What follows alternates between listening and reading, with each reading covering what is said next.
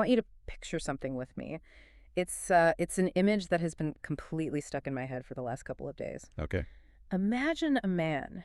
He's sitting by a stone well in this ancient, sun-baked city, high walls, dusty streets, the whole scene. Mm-hmm. And this guy is just trembling. He's staring at his own hands like they're not his.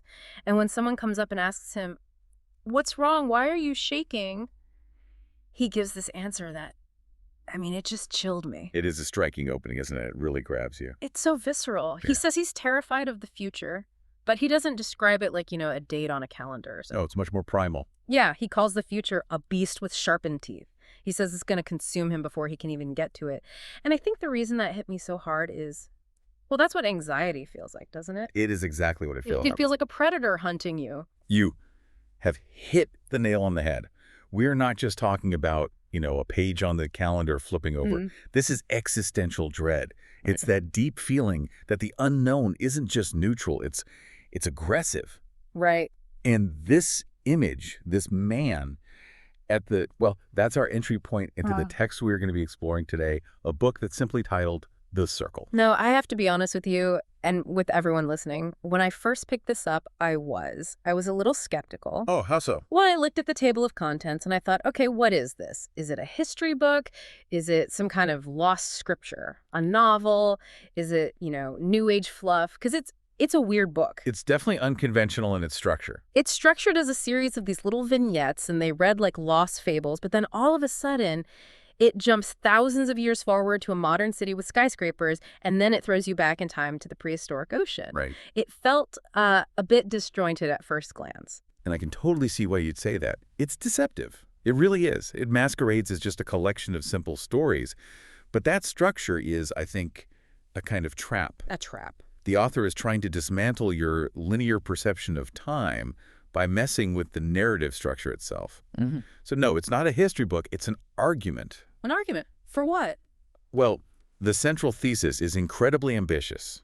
The text argues that time is not a straight line, that truth is actually found in contradiction, and this is the big one, that what we call evolution, biological evolution, might actually be the world remembering itself. The world remembering itself. Okay, that is a heavy concept. It is. And usually, when I hear something like that, my eyes start to roll a little bit. But as I kept reading, the way the text builds this argument, it's surprisingly rigorous. It feels like you're being handed a riddle that takes millions of years to solve. And if you want the key to that riddle, it's right there in the prologue. There's a single phrase that anchors everything we're about to discuss. Which is? Nothing comes toward you. You come toward yourself. Yeah. Okay, let's stop there for a second. Nothing comes toward you. You come toward yourself. That sounds great on a coffee mug or a poster. Sure. But let's actually unpack what that means. Because if I'm that guy at the well, trembling in fear, it sure feels like the future's coming toward me. It feels like a deadline is rushing at me like a freight train. And that feeling, that perception, is the very illusion the text wants to shatter. So let's go back to him. The man at the well in the city of Kedem, this is chapter 1. Right. He's sitting there totally paralyzed by this beast of the future. And he's approached by this character named Anur.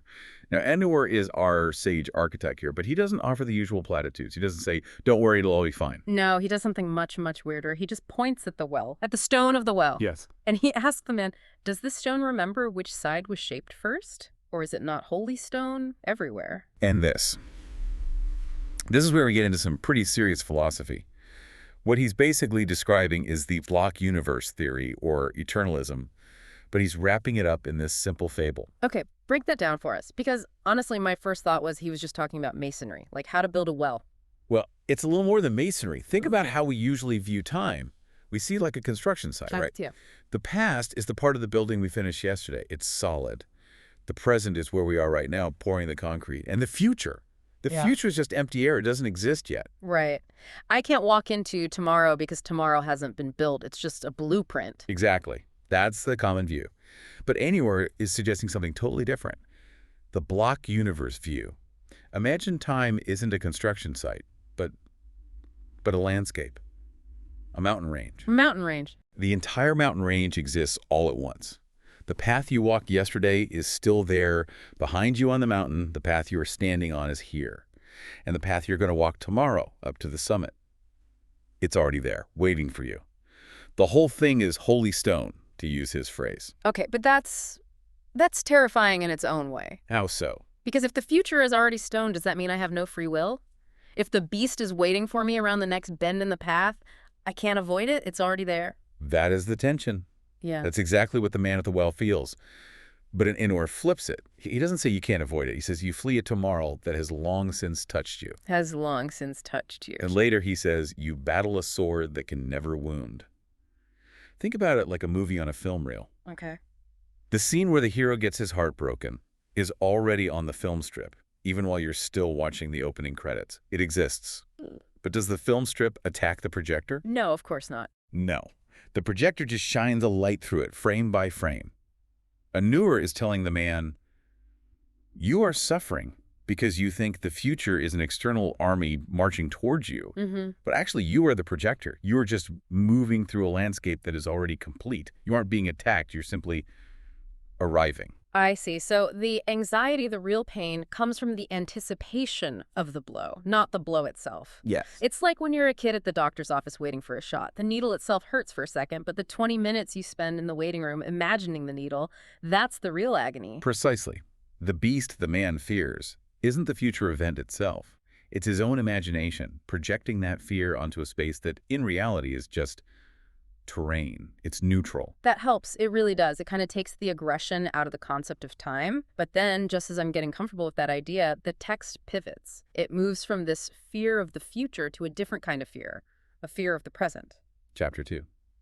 The silent one. Yeah, this chapter, this was a difficult one to read. It's very short, but it's so heavy. You have this small child just sitting in the dust, pressing his hands over his eyes so hard his knuckles are white. An incredibly sad image. And when Anwar asks him what he's doing, the kid says, when I close my eyes, the world disappears. Then it is gone and cannot hurt me. And look, I'm not going to lie, I relate to this kid. I think we all do. There are days when I look at the news or I look at my to-do list and I just want to close the browser tab, you know?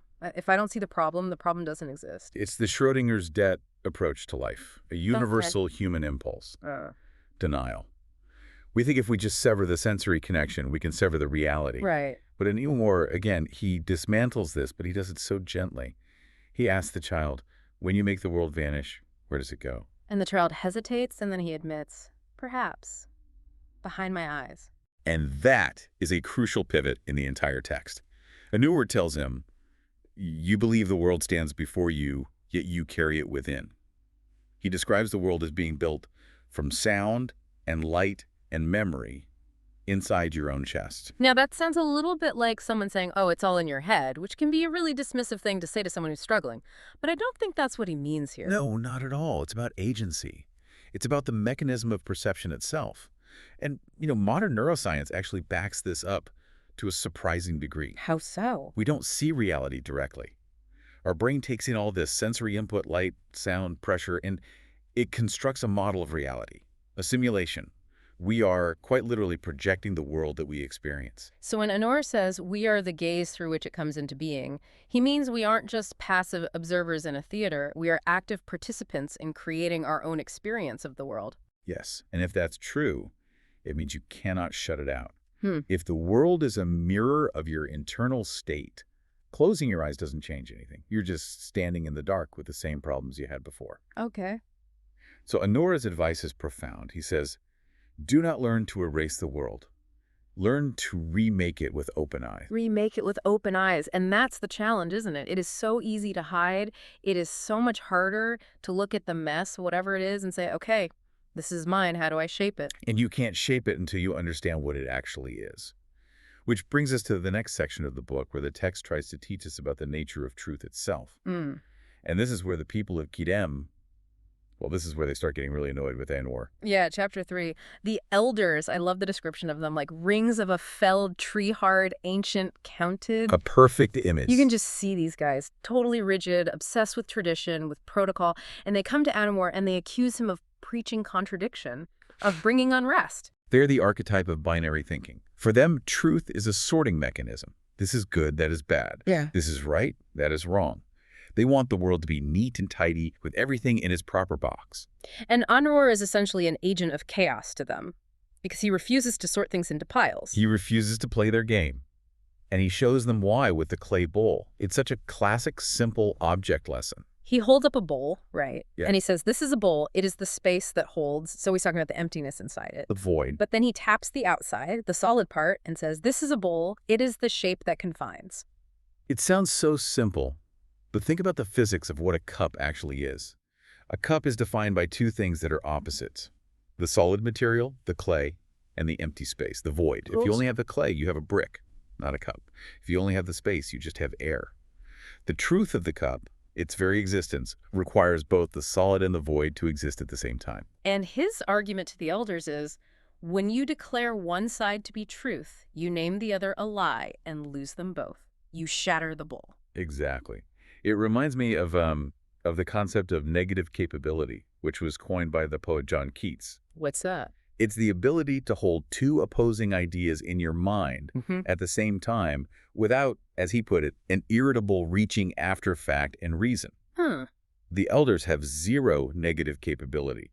They are desperate to pick a side, to declare a winner. This feels incredibly relevant to our entire culture right now, doesn't it? Absolutely. We're obsessed with binary choices. You're either with us or against us. You are either team A or team B. There's no room for nuance. And the text is directly critiquing that. It's saying that truth isn't a straight line. It's not an arrow you can shoot at a target. Yeah. It argues that truth is a circle. Right. It has to encompass the contradiction to be whole. But for people who value order above everything else, that's a terrifying thought. It's the ultimate threat. And that fear of disorder, that fear of the unknown, leads directly into Chapter 4. The city tries to shut him down. Anor is sitting by the city gate, and he points to a little flower growing from a crack in the wall. A weed, basically. To the elders, yes. A weed. Stone and life, hardness and tenderness. The flower is a violation of the wall's integrity. It's messy. It shouldn't be there. It's disorder. But it's also the only living thing in the entire scene.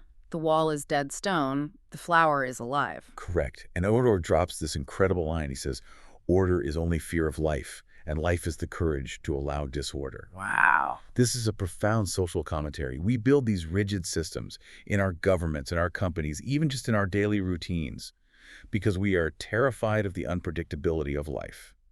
We mistake control for peace. I see this in myself all the time. I'll organize my entire week down to the minute, and I feel safe in that structure. But then if a friend calls and says, hey, let's just go on a spontaneous road trip, I feel this jolt of panic. Why? Because it's not on the schedule. I'm choosing order over actual life. And the text warns that if you choose order too rigidly, for too long, you suffocate. But the elders don't want to hear this. They can't. So in Chapter 5, they try a different tactic. Right. If you can't beat him, join him. Or rather, make him join you. Exactly. Since they can't win the debate, they try to promote him. The Feast of Reconciliation. They offer him a seat on the council. They want to give him a fancy title, the Sage of Kidem or something. It is the ultimate trap for any radical thinker. It's institutionalization. What do you mean? If they can make Unwar the official sage, they own him. His truth becomes their law. And laws, by their nature, are rigid. They turn the living flower back into dead stone. And Anor knows it. The line here is just perfect. The wise do not remain where they are honored. They leave before they are understood. What do you think that is? That last part, leave before they are understood. Well, I guess. Once your ideas are fully understood by a system, people stop wrestling with them. They just start quoting you. You become a statue in the town square. A mascot. Yeah, a mascot, a dead thing. Exactly. A truth that is fully understood by a rigid system becomes a dead dogma. To keep truth alive, it has to remain a pursuit. It has to stay a little bit wild, a little bit out of reach. So Anur just walks into the desert and vanishes. And this is where the text just throws a massive curveball at the reader. I turn the page, fully expecting Chapter 7 to be, Anor's journey in the desert. Right. Instead, I felt like I had walked into a completely different book. It is an incredibly jarring transition, isn't it? Totally. We leave the ancient dust in the sun, and suddenly we are in a modern city of concrete and fog. There are cars, neon signs, rain slicking the pavement. It's a total sensory shift. So why do you think the author does that? Why break the immersion so completely? At first I was annoyed, but then I realized I think he's forcing us to experience the book's theory of time. If time really is all one piece, one big stone, then the jump from 2000 BC to, say, 2026 AD is just turning that gem slightly in your hand. You're seeing a different facet. It's the same story, just a different refraction of the light. That's a beautiful way to put it, and it's exactly right. So in this modern setting, we meet Leon. The gentle one. Yeah. A young boy. And the implication is, well, it's pretty heavy that he is somehow a continuation of what we just saw. Is he a noir? Is he the silent child from chapter 2? It's ambiguous. The text implies he's a recurrence, a resonance. Yeah. He remembers ancient things. He lives in a rainy modern city, but when he closes his eyes, he sees blinding white deserts. He carries this quiet, warm sorrow that just doesn't seem to fit his age. And then the story shifts genres on us again. It goes from fable to philosophy, and now it becomes a mystery, a missing person case. Leon disappears during a massive, almost supernatural rainstorm, and he leaves this cryptic note on his pillow. All it says is, "I had to leave so they could believe." And here, the perspective shifts to Mara, his mother. This is so important. Up until this point, the book has been very philosophical, very heady. You know, it's all been about ideas. Yeah. But with Mara, the book drops straight into the heart. Yeah. It becomes about grief, raw human grief. And it is brutal to read. She's not thinking about time as a stone or the nature of truth. She's just a mom who can't find her kid. She's searching the city, finding these strange, almost magical clues. That were some of them. There's a single, impossibly large drop of rain left on his windowsill after the storm. A neighbor mentions that the boy had been asking about going into the sky. She gets a blank letter in the mail that just smells of rain and ozone. It's all very dreamlike. She is looking for his body. Yeah. For his physical form. That's what loss feels like. We search for the tangible thing that is gone. Exactly. But the text is guiding her and us to a different kind of realization about what loss actually is. And it all culminates in chapter 9 when she catches her own reflection in a dark shop window. This was such a cinematic moment for me. I could see it so clearly. She looks at her own face, just worn out from crying and searching. But for a split second, the eyes looking back at her aren't her own. They're Leon's eyes. They're Leon's eyes. It's the aha moment of the whole section, the climax. She realizes that Leon didn't leave in the sense of going to another place. He went, as the text puts it, into forms she still had to learn to see. I found this incredibly moving. It's a beautiful idea. But part of me also wondered, is this just a comfort story? Is it just a poetic way of saying, oh, he'll live on in your heart? I think it's more radical than that. I think it connects all the way back to Anuar's clay bowl. How so? Remember the inside and the outside, the solid form and the empty space. Mara realizes that our concept of separation, there is a misunderstanding of reality. The text gives her this thought. If you are in everything, then I can miss you everywhere and yet never lose you. So it's reframing grief. It's not the end of a relationship. It's a transformation of it. The person isn't gone. They have just become part of the background radiation of your life. They've dissolved back into everything. And that idea that nothing is ever truly lost, only transformed, that is the bridge to the final, and frankly, the weirdest part of the book. Yeah. We go from the intimacy of personal grief to what I like to call deep time. Section 4. We meet this mysterious teacher in a nameless village in the east. He says things like, rain does not fall, it only returns. Which is, scientifically true, the water cycle. Right, but he means it spiritually. And then a young girl tells him that her mother dreams of someone who understands rain, linking back to Mara and Leon, and then, bam, chapter 11. The book just yanks the rug out from under you. We are in the Devonian era. The primal fish. Okay, I have to pause here. Because this is where the skeptic in me, the one I mentioned at the beginning, woke up again and started screaming. I can imagine. The text describes this fish, this creature in the prehistoric ocean. It's struggling against the water, looking up at the light on the surface. And it frames this biological process as a conscious longing. The fish wants to walk on land. The nothing smelled of future. That's the line that got me. Right, but come on. That's not how evolution works. I'm sorry, but a fish doesn't grow legs because it hopes for them really hard. It happens through random mutation and natural selection over millions and millions of years. This feels like it's drifting into just believe and you can fly territory. And that is a completely valid critique if you read this section as a biology textbook. But remember, this is a philosophical argument about consciousness, using evolution as a metaphor. Okay. The text isn't denying the scientific mechanism of mutation. It's asking a different question. What is the internal experience of that evolutionary pressure? The internal experience of a fish, how could we possibly know that? We can't. But we can observe the results. Life is. Yeah. It's stubborn. Life insists on surviving, yes, but it also insists on moving from the simple to the complex. Why? Why didn't life just stay as happy single-celled organisms in the warm, primordial soup? It would have been a lot safer. Sure, less to worry about. But it didn't. It pushed into more and more dangerous, complex, and improbable forms. The text is framing that relentless push, not as randomness, but as a form of memory, a memory of the future. The fish drags itself onto the mud, its gills burning in the air, terrified. In that single moment, it makes no logical sense. It's suicide. Right. It only makes sense if there's a pull from what it is on the verge of becoming. So you're saying the text argues that evolution is teleological, that it has a goal, a purpose. Or at least a direction, an inherent impulse toward complexity. Yeah. The book says of the fish, he went so that you could stand. It suggests that your ability right now to stand upright, to breathe air, to even think about this deep dive, all of that was paid for by the unimaginable suffering and courage of that creature. And that leads directly to Chapter 12, the film projector. We're back in the modern world, in a classroom, and they're watching a nature documentary about this very fish.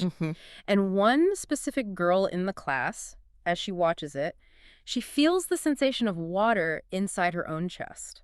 She hears a voice that says, "He went so that you could stand." This is the collapse of the timeline. Yeah. This is a time as a stone theory made personal.